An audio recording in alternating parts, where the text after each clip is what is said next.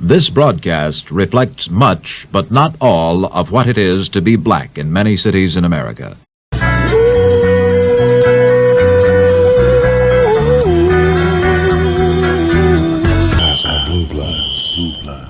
Marissa Santa Cruz and Paya Tukuafu were celebrating Marissa's 22nd birthday at a San Jose hotel when there was a knock on the door. Staff told them to lower their music.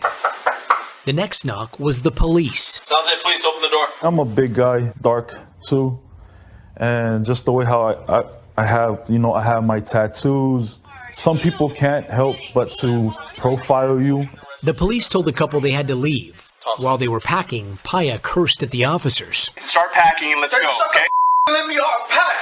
Then 2 seconds later, Push up and tase this guy. Taser, taser, taser! the officers used tasers, batons, and a riot gun. I put myself in between them, and then I was on the floor. All I remember was feeling pain. Marissa and Paya were taken to the hospital for their injuries. Nationwide, at least 80,000 people are sent to the hospital each year after an interaction with law enforcement or security guards. NBC News found over the past 3 years in San Jose, 43% of use of force incidents ended in a trip to the emergency room. Are you comfortable with how many people are being hospitalized after use of force incidents? No, we need to do better. But again, any use of force incident is driven by the noncompliance of the individual that we're trying to detain or arrest.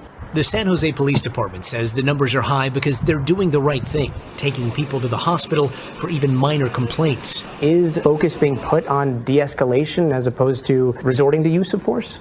We're always looking for opportunities to better ourselves. De-escalation, slowing things down, tactical conduct, all these things are basis for how our officers interact with members of the community. In and of itself, cussing at a police officer is not enough for them to be able to use force. Bryce Peterson specializes in police use of force.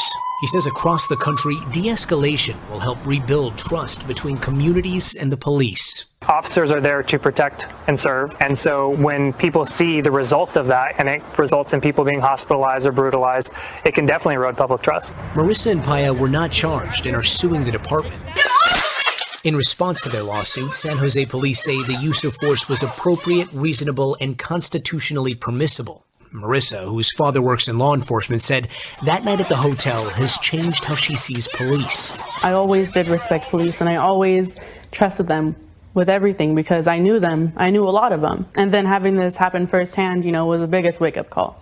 While Paya, who works as an unarmed security guard, says he always tries to de-escalate with empathy and understanding. You put yourself in their shoes and you can automatically feel what they're going through. And despite what happened, he still hopes to fulfill his dream of going into law enforcement. Eyezonbluebloodz.